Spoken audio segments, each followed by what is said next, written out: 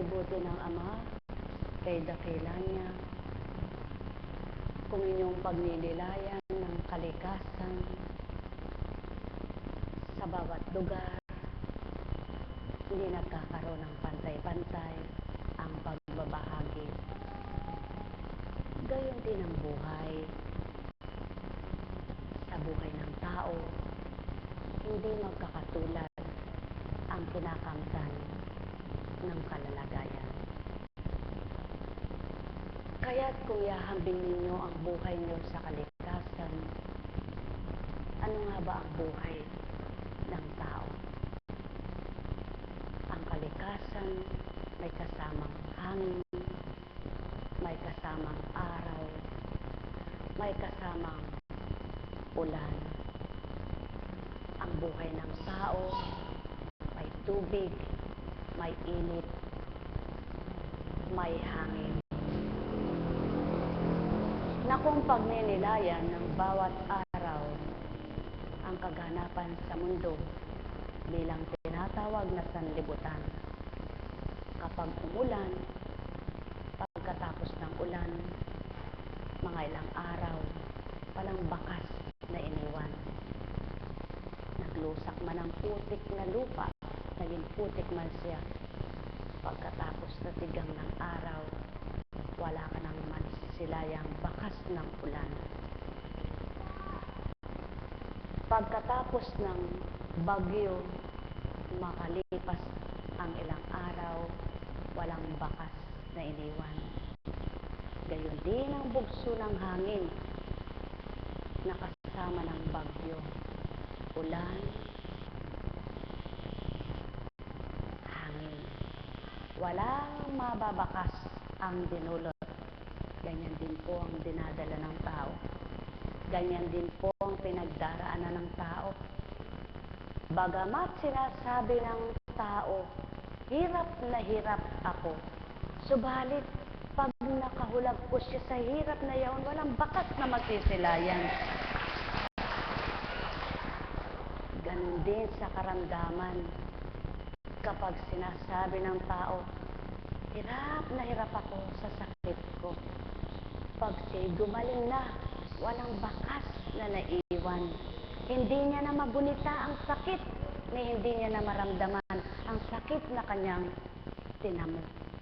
Ganyan din po ang mga dalahi sa buhay ng tao. Kapag natapos mo ng lahat, walang bakas na iniwan. Yang sakit na lamang ng taong dulot na tinatanim ng tao sa kanyang sarili, ang di nawawala ang bakas.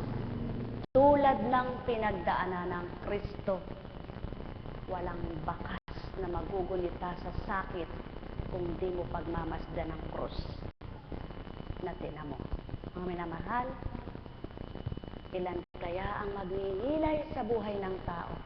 Ilan kaya ang magtatanto sa kinabukasan niya? Walang may hawak kundi ang Diyos Ama. Mga mahal, sumayin niyo ang kapayapaan. Kung pagninilayan ng tao, kapwa matalino, pinagsasama-sama. Kung ang katalinuhan ninyo'y kapwa pang sanlibutan, mayroon kayong kanya-kanyang talinong taglay. Halimbawa, ang nagtapos ng inhinyero, ng abogasya, ng doktor, guro, tinatawag na teacher. Iba't ibang uri ng inhinyero, iba't ibang uri ng doktor, iba't ibang kanilang specialist na tinatawag. Ganon din po ang guro, iba't ibang masteral ang kanilang kinukuha.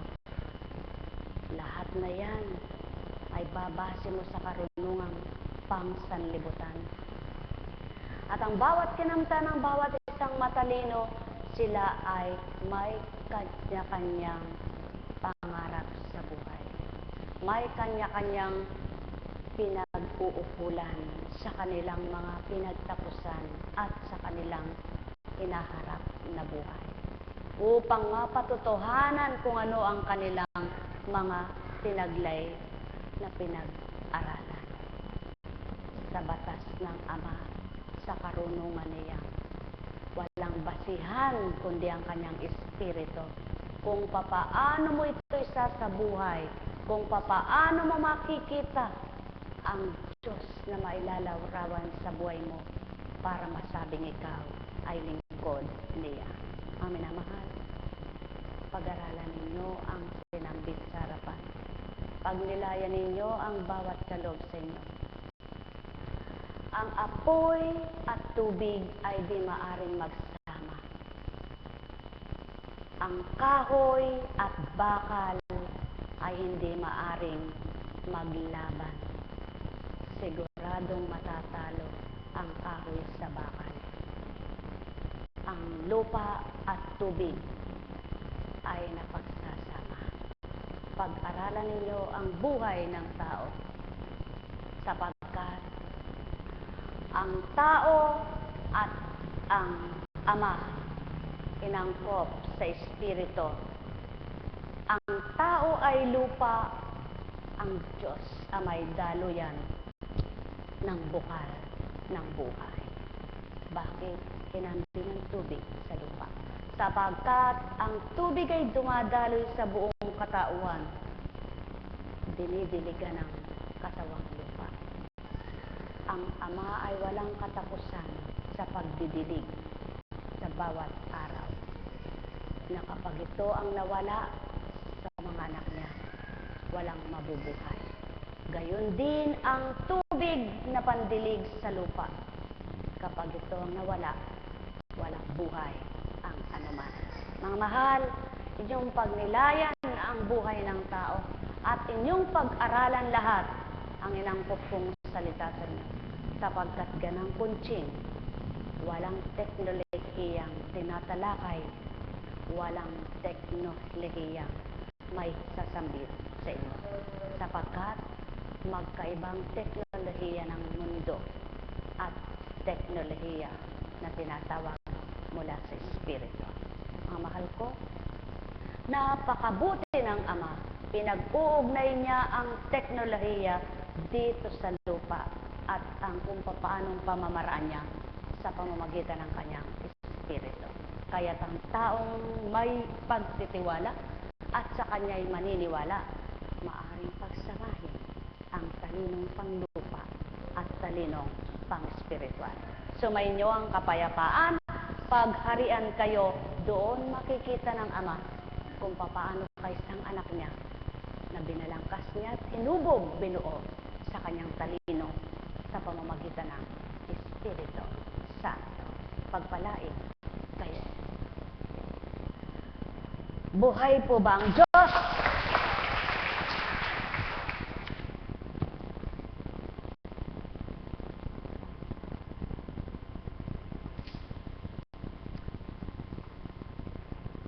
Minsan nagkakamali sa pananaw yung mga tao sa mga pungsoy sapagkat mayroon sadyang dito lamang. Subalit yung may takot sa Panginoon at binigyan niya ng talino, kapag pinagtiwalaan mo yan, teknolohiya ng Diyos at teknolohiya ng lupa, ng panlupa ay pinagsama. Tama ba mga mahal na pungsoy?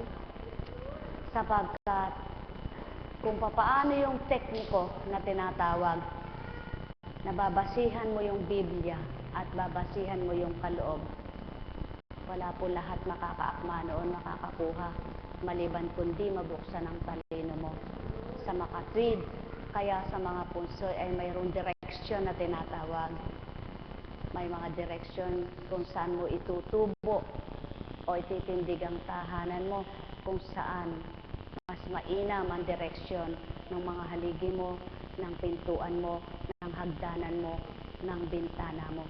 At kung paano ang direksyon ng pag-aatik ng bubong mo. Subalit, hindi lahat ng tao ay binigyan ng talinong ganito. Ganun po, mga mahal ko ang Ama. Binigyan niya ng direksyon ng buhay niya binigyan ng direksyon ng mga anak niya para kamtin ang totoo na ligaya. Kaya lamang ayaw bigyang tuon ng tao ang mabuting direksyon na kaloob niya. Subalit kung ang tao susunod lamang sa diretsyong daan na nais ng Ama, hambing sa sikatan ng araw na lagi kang nasisilayan, lagi kang nabubungaran, lagi kang makakasilay sa kanyang pagbubukang liwayway. Mga minamahal, kay buti ng Ama, napakadakila niya, napakahiwaga niya. Kung inyong pagninilayan, may kompas. Kaya nga't may kompas ang mga piloto at ang mga kapitan. Sapagkat kung wala silang kompas, hindi nila alam ang direksyon, doon sila nakatutok kung saan sila tumititig, doon sa airplane na tinatawag aeroplano at doon sa barko. Kapag hindi nila yun nakita, maliligaw sila sa karagatan, hindi nila matutunton ang dakong tutunguhan. Siya po kuntsing walang karunungan, subalit pawang katotohanan ng aking tinuturan. Sapagkat sa kalawakan, hindi mo makikita ang mga bubong ng tahanan. Sapagkat kapag ikaw ay naglalakbay, malawak na wala ka ng nasisilayan, kundi ang alapaap. At sa karagatan, wala kang nasisilayan, kundi tubig. Sa makatwid, tumitig ka sa kalooban ng Ama. Magmasid ka sa kagustuhan niya. Malawak man na iyong tinatahak, direksyon daan ay kaloob niya, iyong tahakin, ika'y makasasadyag. Buhay ba ang Ama? Mga mahal, ang direksyon ng buhay ay dalawa.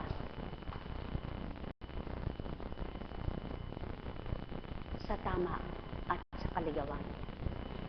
Kapag ang direksyon patungo sa impyerno, ang kaligawan ang gagawin mo.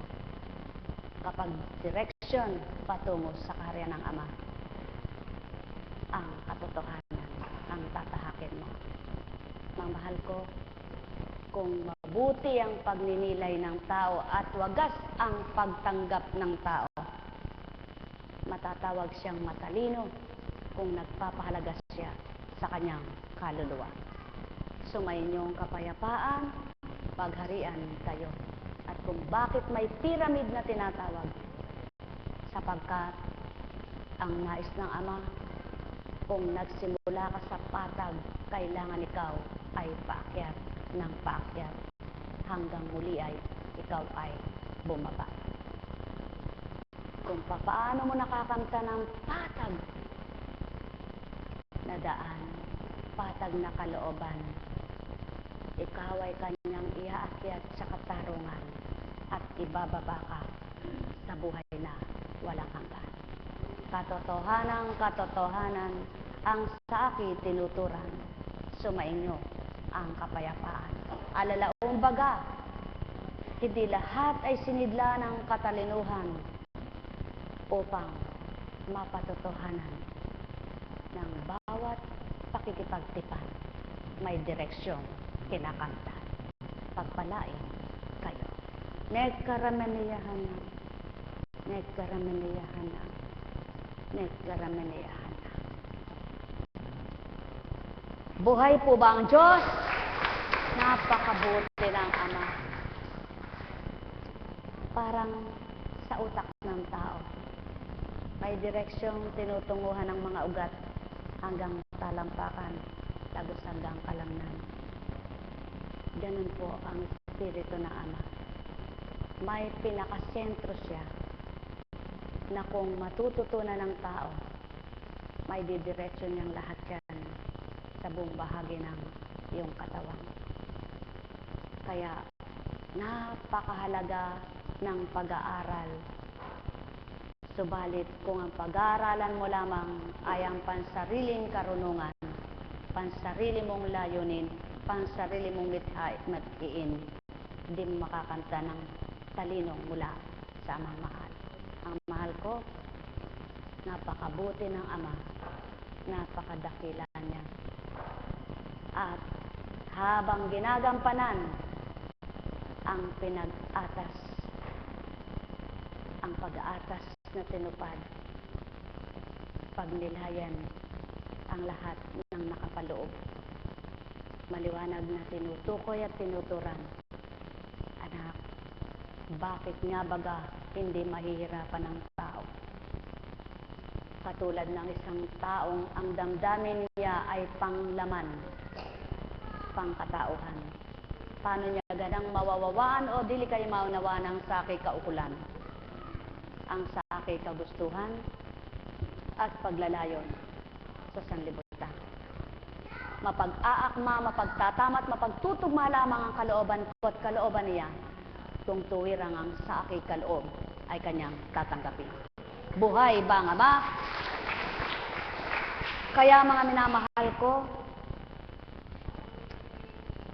kung marunong lamang magnilay at magtanto at pagbubulayan ng tao ang bawat araw, walang mahihirapang damdamin. Walang masasaktan na damdamin. Sapagkat kung malinis ang isip mo, malinis ang puso mo, kahit kanino ka makiharap, makitungo, makisama, pantay lang para sa'yo.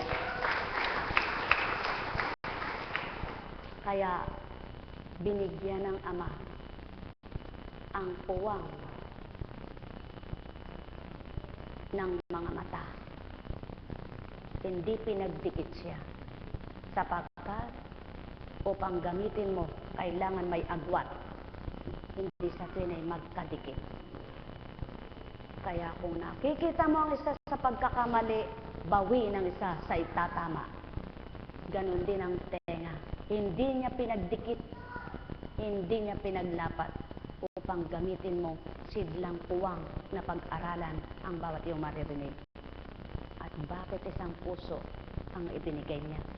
Sapagkat ang nais niya ay maging isang damdamin ng tao, hindi marami, hindi dalawa.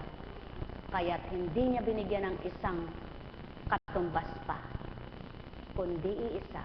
Subalit sa isang iyan, maraming konektado na ugat mula ulonggan talampakan para pagalawin ang pagtibok ng puso mo. Kaya't kapag dito ka tumimpla, namnamin mo may pumipintig, konektado sa puso mo. Kapag dito ka tumimpla, namnamin mo may pumipintig, konektado sa puso mo. Kapag dito ka tumimpla, namnamin mo mayroong konektado sa puso mo. Kapag dito ka tumimpla, may namnamin kang pagtibok sa puso mo. Tumimpla ka sa iyong dulo ng daliri, may mananamnam kang pagtibok ng puso mo. Sa makatwid, mga minamahal ko, ang isang puso, mapapatibok ang buong bahagi ng katawan. Alalaong baga sa isang damdamin mula sa Ama, maaring lahat ng anak niya ay mapatibok ang pag-ibig mula sa Kanya. Katotohanan ng sakitinuran, kung magkikinig lamang at tuwirang susunod ang tao, habang ikay nabubuhay, lumalalim ang iyong karunungan.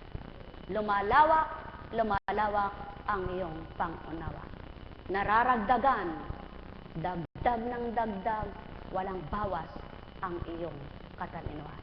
Sapagkat ang Ama ay kapuspusan at puspos na walang hanggan. Mga minamahal ko, pagharian, lubos kayo. Nekaramanayahana. Nekaramanayahana. Nekaramanayahana. Buhay po ba ang Diyos? Purihin, purihin, purihin, purihin ang Ama. Napakabuti niya. Tandaan po ninyo, anong dalawang bagay ang mayroon sa parte ng tao? Dalawang utak, dalawang baga, magkaduktong na ganito, no? Kabilaan, kaliwat kanan, at dalawang bato. Tama po ba? Subalit isa ang puso. Ang atay ay iisa, subalit hindi siya buo, may iwan. Pag-aralan ninyo ang pantog, hindi maaring dalawa, sapagkat iisa lamang ang sisidlan. Ano ibig kong ituran? Sadyang ang nais ng Ama sa isang bahagi ng Espiritu niya, umugnay ka sa Ama at Anak. Buhay ba ang Ama? Katulad sa isang katawan mo, na kung pag-aaralan mo, may isang partisyon, may dalawang partisyon. Sapagkat sa buhay ng tao, kailangan may dalawa kang partisyon sa isang katawan mo. Ang partisyon sa kaluluwa mo, partisyon sa katawan mo. Partisyon mo sa ama mo, partisyon sa sarili mo. Mga mahal ko, pagharian, lubos kayo. Tao, lahat ng binaybay kong binahagi sa inyo, di lahat mapagkuukulan ng katalinuhan ng tao, sapagkat di maaabot, matatarok ng di bukas sa aking katotohanan. Alalaong baga, mapapalad kayong natuto at may bahaging nakantan sa oras na ito. Buhay po ba ang Diyos? Napakabuti ng Ama. Habang nakapikit po ako, may pinakikita siyang mesang bilog na nasa gitna lamang ang kanyang paa. At mayroong mesa na kwadrado, nasa apat ang paa. Sa daigdig pong ito, ang pag-ikot ng buhay nyo nakakonekta sa isa. Sa apat na sulok ng daigdig, pinahainan ng salita ng Ama na kailanman ay hindi mapaparang, siksik, liglig, umaapaw, walang katapusan. Kaya kung lahat ng tao sa isang ulo ang kaugnay, na ito ang pinaninindig buong bahagi ng katawan, sa apat na kamay at paa, pwede kang makalakad at makapaghanap. Buhay po ba ang Diyos? Tao, katotohanan ang tinuturan ko, pagharian, lubos kayo. Buhay po ba ang Diyos? Kapaling ng salamat po. Alam niyo po, ang bawat bahagi ng Ama, kaugnay sa buong bahagi ng buhay nyo, kaugnay sa bahagi ng katawan nyo, kaugnay sa pag-usad nitong mundo sa araw-araw. Nasabi nga po, may sasakyan man kung walang gulong, hindi iikot, hindi lalakad. Ano po? Subalit, may gulong man kung walang manibela, hindi rin uusad. Buhay po ba ang Diyos? Sa makatwid, kung walang magmamaniobra sa buhay ninyo, kayo man ay buhay, kayo man ay malakas, kayo man ay may katatagan, para sa inyong pananaw ay kaya ninyo. Kung di pagagalawin ng Ama, hindi pa rin uusad ang buhay niyo. Buhay nga ba ang Diyos? Kaya mga mahal, inyong pagnilayan at pagbulayan, kaya nga mayroon kayong dalawang paypay, dalawang balikat na tinatawag, sapagkat ibig sabihin, anak, eto ako at ang anak mo si Kristo. Nakagitna sa buong bahagi mo'y Espiritu. Kaya't kung nanamnamin niyong totoo at di mawawalay sa inyong hawak ko ang buhay niyo. Tao, katotohanan ang tinuturan ko, pagharian, lubos kayo. At kailanman, tulad ng dalawang paa nyo, hindi po pwed't maaring kumakbang sa 200, sapagkat pipili ka kung kaliwat kanan. Sapagkat kung pinagsabay mo, hindi pwedeng maghiwalay ang paa mo, na ihakbang mo sa kaliwa, ihakbang mo sa kanan. Kaya't kailangan sa tuwina ang bawat tatahakin mo sa dalawang pagnanasa mo, kaligtasan at buhay na walang hanggan. Doon ka manahan. Mga mahal ko, paghahari walang katapusan, talino'y walang humpay, buhay kamatayan, Ama ang sa inyo may alay. Sumainyong paghahari, noon ngayon at kailanman. Buhay po ba ang Diyos? Ang galing. Puro. Hindi ko po yata kayang liritin ang minimisahe ngayon. Parang nakakapanabik pakinggan, ano po. Kaya sabi ko nga ay, alam niyo po, sabi siguro ng mga tao, ba't teka, ano ba ang ginagawa ni Apo Kuching? Ba't mula Lunes hanggang Biyernes hindi naglingkod? Alam niyo po, Lunes, Martes, ako'y wala. Miyerkules, Huwebes, Biyernes, ako'y nandyan lamang. Subalit, hindi ako maaring magbigay. Nung araw ng Huwebes ay pumarte ng karampot. Tama po ba? Nung araw ng Miyerkules, pumarte ng karampot. Sa makatwid, karampot lamang. Ano ibig sabihin? Ang Kristo'y nagkatawang tao man.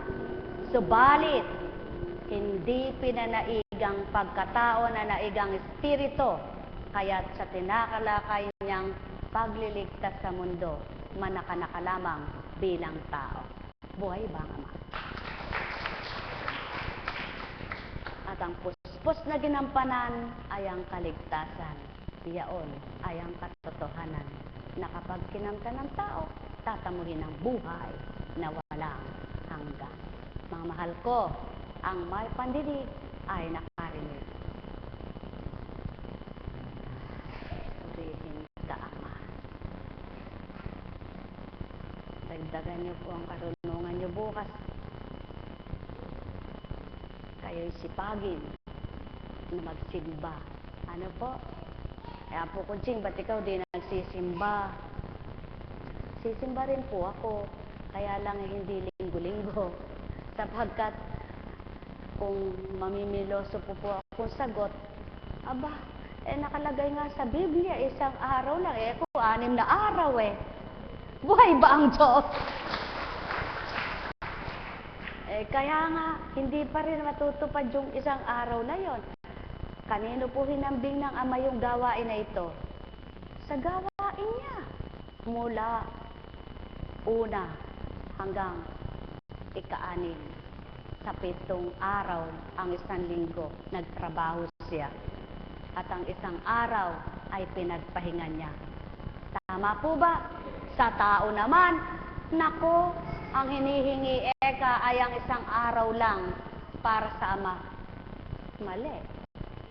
Sapagkat ang Ama man, nagtrabaho siya ng 6 na araw. At ang isang araw ay wala siyang gagawin. Kaya sa makatwid, ang tao kung susundin ang kalooban ng Ama, araw-araw may kapartis siya. At ang araw na isa ay sa'yo yun. Kapahingahan mo, pagpapahinga mo. Ang tanong, sa mula Lunes hanggang Sabado ba kaparte ang Ama o sarili mo lang? Pagkatapos nagsimba ka sandali, nagdahilan ka pa.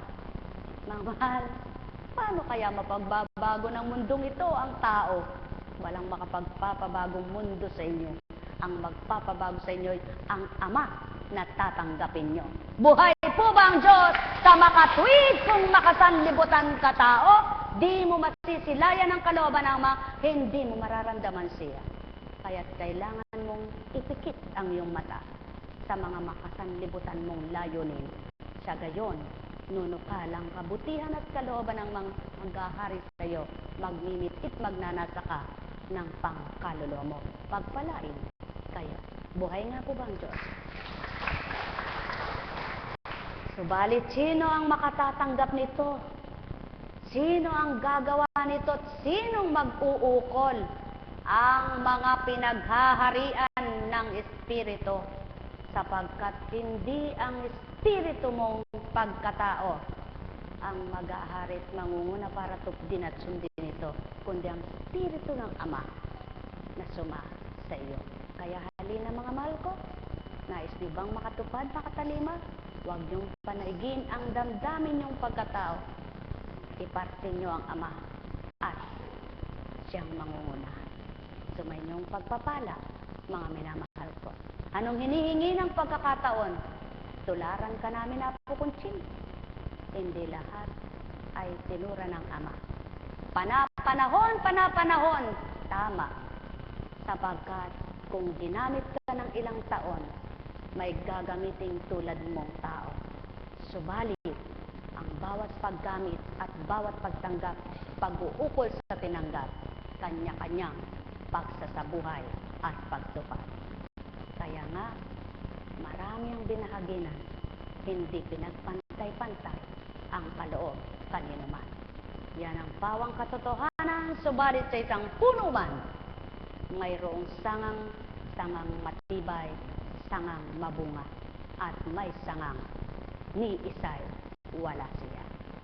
Sa makatwid, kung pagbabatahan niyaon, maaring magbunga pa rin habang siya'y nakaugnay sa puno niya at ang puno niya'y buhay na may nakaugnay na ugat siya. Kaya walang tugot ang Ama, walang tugot ang Kristo, walang tugot ang Espiritu na patuloy nagdidilig sa mundong ito upang mga buhay ang lahat ng dapat mabuhay sa tao minamahal.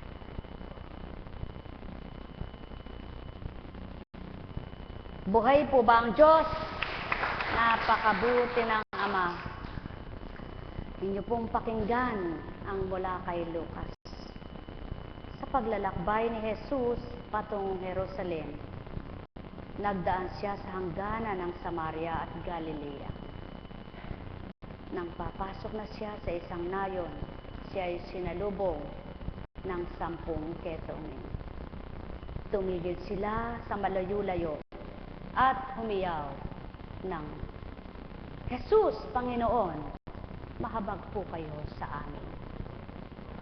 Nang makita sila, ay sinabi niya, humayo kayo at pakita sa mga saserdote, at samantalang sila'y naglalakad, gumaling sila. Nang mapuna ng isa na siya'y magaling na, nagbalik siyang sumisigaw ng papuri sa Diyos. Nagpatira pa siya sa paanan ni Jesus at nagpasalamat. Ang taong ito'y Samaritano. Hindi ba 10 ang gumaling? Tanong ni Jesus. Nasaan ang siyan?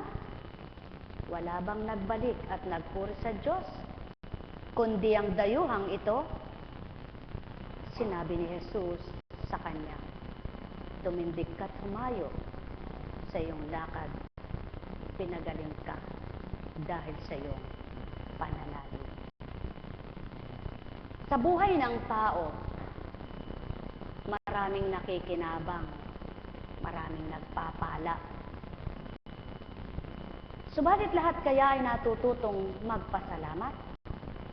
Natututong magbigay ng papurit pasasalamat? Isang Kristong ibinahagi ng Ama na natutong nagbalik ng kanyang papurit pasasalamat sa kanyang kabutihang tinanggap, ay binigay sa tao upang makilalang lubos at masunod ang kanyang kalooban. Subalit, ilan kaya sa namayan sa sanlibutan ito ang matututunan na magbalik loob sa Ama upang hanapin at siya'y pasalamatan at patuloy na siya ay maramdaman tulad ng Kristo na nagkatawang tao. Isa lamang siyang nagbalik upang gawin ang marapat.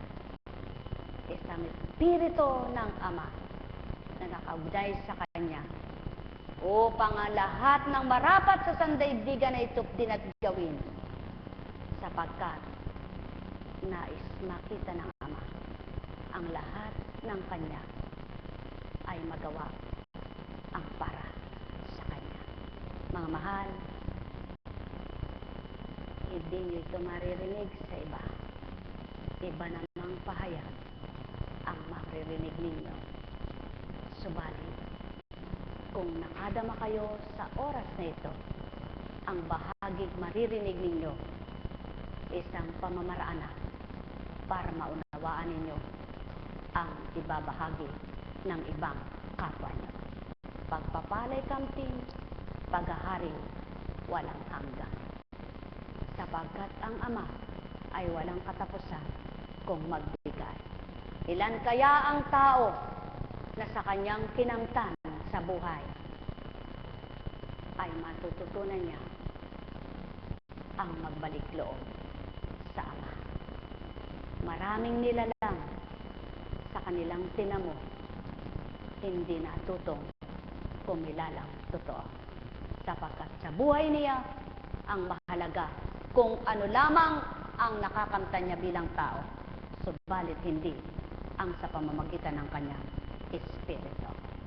Kaya ang taong di nagpapahalaga sa kanyang kaluluwa, hindi siya matatawag na matalino.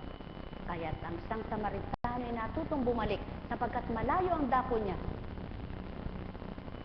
Ibig sabihin, mga mahal ko, ang bawat araw ninyo, habang lumalapit kayo sa malayong pinagmulan ninyo, na paglalakbay sa sandaigdigang ilang taon man kayo na hindi nyo nakilala ang Ama, subalit nang namaramdaman nyo, nagbalik loob kayo sa Kanya. Sumainyong kapayapaan, pagharian kayo, hambing sa inyong balat. Kung ito ay magkasugat, maluwat bago mapanawli ang pagbahag, lalo't ito ay nagnaknak. Gayon ang buhay pananampalataya. Kapag nasugatan ang damdamin mo, mahihirapan kang magbalik loob pagdakal, sapagkat di mo mararamdaman tunay na pag-ibig ng Ama. Kaya't mapalad ang isang Samaritano na nadama niya sa buhay niya pala ay may mahalaga. Kaya't hinanap at nagpakatotoo siya. Nagpakababa upang madama niyang tuwiran na siya ay sumusuko sa kanyang kataasan. Mga mahal ko, pagpalain kayo. Nek karamaniyahanan, nek karamaniyahanan, nek karamaniyahanan. Buhay po ba ang Diyos? Napakabuti ng Ama. Alam niyo po, talagang pinakikita ng Ama kapag ang Espiritu niya ay kaugnay. Ano po? Sapagkat nga po mula Linggo hanggang kagabi, halos ang tulog namin ni Arlene, kung kukwentahin mo, pinakamahaba yung 4 na oras, 3 oras, baka wala pa. Ano po? At maghapon, nantindigan lang po namin ay pagtungo ng CR, at 2 beses lang kami kumain sa maghapon. Kumpleto kami pagkain, nandyan lang, subalit ng dahil hindi ka pwedeng kumain na kasalukuyan ka naroon dahil tao ka nun pag kumakain ka. Hindi mo yan magalaw. Ibig sabihin, ang tao pala, kapag puspos ng Espiritu, hindi nagugutom ang tiyan niya. Sapagkat ang ninanamnam niya ay mga salita ng Ama.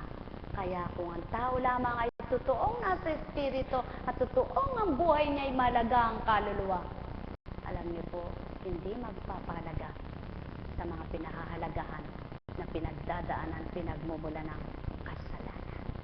Ang pagnanasa at pag-iimbot sa higit pang kakamtan. Subalit hindi sinabi ng Ama na huwag kang magnasa ng kayamanan.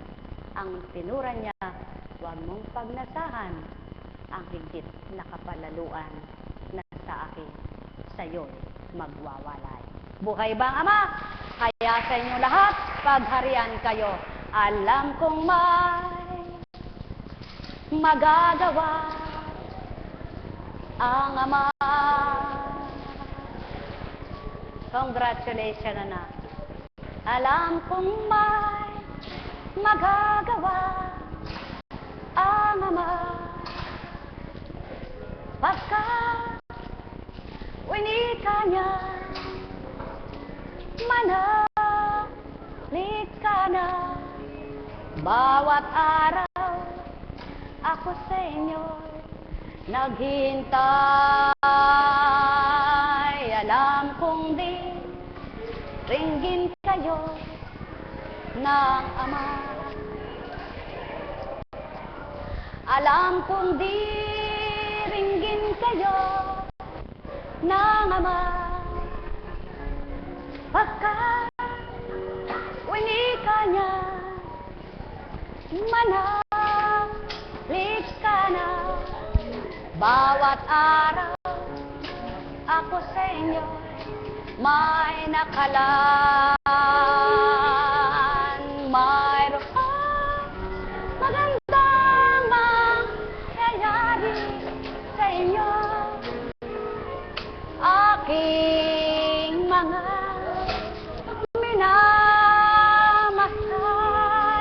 mayroong magandang mangyayari sa inyo. Manalig, umangkin at tanggapin. Happy birthday to you. Happy birthday to you. Happy birthday, happy birthday. Happy birthday to you. Salamat, mahal na kapatid. Bagamat hindi kita nawitan kanina, napakabuti ng Ama, buhay na buhay, sadya siya. Sa hindi po kamalaya ng iba, si kapatid na Pilar ay pinsan ko po, bilang tao, pinsan ko po siya. Pinsan ko siya sa laman. Kapatid ko siya sa espiritu. At si kapatid na Pilar po, nang hindi niya ako naunawaan, siya po ay nagtungo po sa tahanan namin nung panahon na yon, nung bago pa lang po ako, na iniiyakan ako. Nasabi niya, wala na daw siyang ate. Sabi ko, bakit? Nandito ako, di pa ako patay. Basta, wala po siyang sinasabi, kundi, basta, wala na akong ate. Sabi niya, bakit? Sapagkat, yun nga po, hindi nila maintindihan, hindi nila maunawaan ang ginagampanan ko. Nalalaman po nila na nagagamot, tapos nagtutumba ako, nangangaral. Yung mga senaryong nasisilayan po nila ng panahon bago pa lang ako. Sabi ko sa kanya, balang araw maunawaan mo rin ako. Bakit po ganun? Sapagkat siya'y nag-iisang babae sa kanilang magkakapatid. Panay lalaki po sila. Yung kapatid niya, siya lang ang babae. At mula sa pagkadalagay, barkada po kami. Kumbaga kaming dalawa yung magka-vibes talaga. Dahil magkasama kami sa Manila noon. At siya po yung tanggulan ng kabiyak ng puso ko nung panahon na kami ay mag-robyo niya. Pag nagkakagalit yung, siyempre po, ganyan ng babae na may pagka nagkakatampuan, ay bakit mo na naman ika? Ay bakit baka ako? Di ikaw na lang girlfriend niya. Yun po. Yung kumbaga sisting ano po, na isang beses po ay magkasama kami ng tirahan yan. Doon po sa kapitbahay namin na tinitirhan na boarding house, ay talaga pong nanginig ang katawan ko dahil naririnig ko yung binubugbog yung nung asawa yung kapitbahay namin. intindihin mo na ako. Sabi ko, Diyos ko, Pilar, sabi ko, ano ba yan? Ayoko nang mag-asawa. Diyos ko, nakakatakot naman yan. Baka mamatay ako sa nervyo, sabi ko. Siya po yung ang pampalakas, nagpapalakas sa akin nun sa pagkaduwag ko. At alam niya po ako, iyakin ako noon Kaya, pag mayroon akong problema noon, marami akong daing, maraming kaming dalawa yung nagkakaayos. Kumbaga, yun ang iniiyak niya po sa akin na wala na siyang ate. Hanggang sa, sabi ko sa kanya, hindi, lalo pang dumami ang ate mo, sabi ko sa kanya. At pagkatapos ko ay nagmensahe sa kanya na hindi ko na matandaan. At yun na nga po, umusad ang taon, hindi nila ako matanggap, hindi nila naniniwala sila, mahal nila ako, pero hindi nila matanggap yung ginagampanan ko sa madaling salita. Hanggang umusad ang taon, at isa na rin po siya sa nagpupunta sa ilalim ng tahanan nun. Sila umaawit, sila hanggang sa siya nga po ay maging alagad. Na siya yung unang nasasaktan kapag may naririnig sa mga tao na pinipintasan ako, ginaganon ako. Siya umiiyak na ba't ako ginaganon, ba't ganon. Sabi ko, wag mo silang intindihin, wag mo silang wag mo silang patulan. Sabi ko, ba't teka, ganun. Sabi ko, nagkabaliktad. Dati, ako ang nagsusumbong sa kanya. Nung nagkaganito na po ako, nagkabaliktad. Siya ang lumalapit sa akin na ganun, nagtutuwid. Ano po ang ibig sabihin, ba't binahagi ito?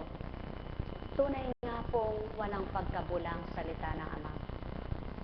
Lahat po ay may pagbabago ang pangyayari.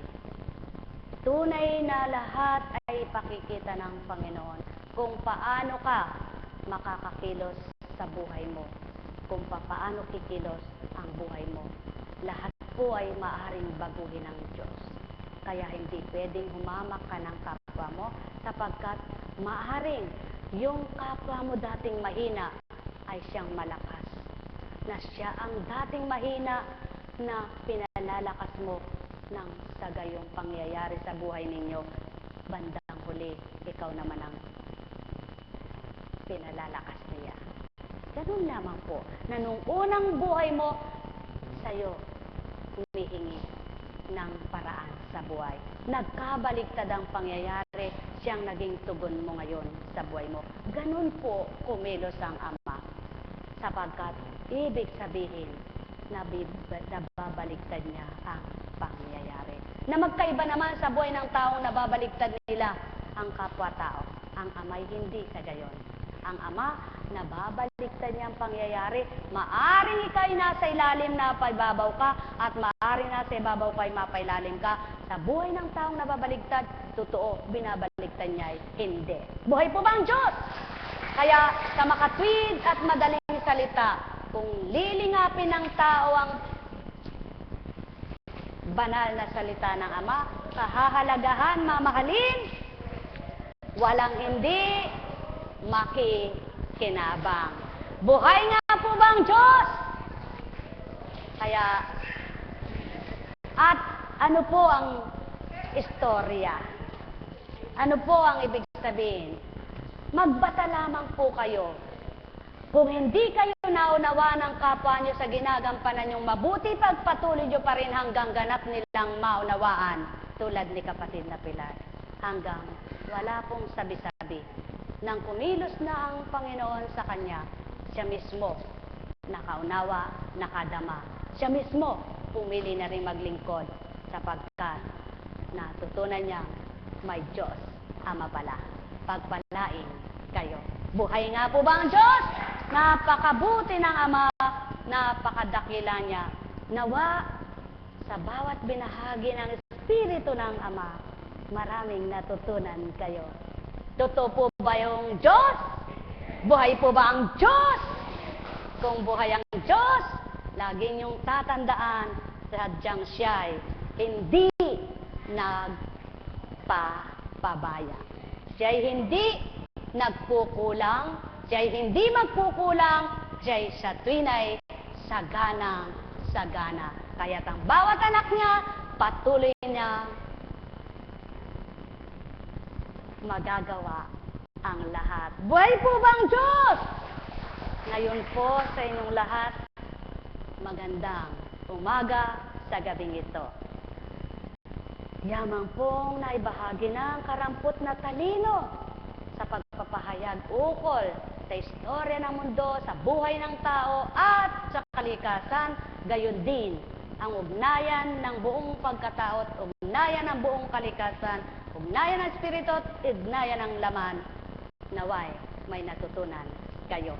Sa pangalan ng Diyos Ama, Diyos Anak, Diyos Espiritu Santo, magsihayo kayong may galak sa puso nyo, matigib ng liwanag at pangunawa kayo, mapuspos kayo ng karunungan at katalinuhan ng Ama, sa pamamagitan ng Espiritu Santo, sa pangalan ng Jesucristo, pagpapalay, sumainyo. Yun na po, pagpamanhin po ninyo, habang ako po ay nakaupo doon gumalaw ang kamay ni Mahadere, talagang kung ano po yung naramdaman ko pong, siyempre po,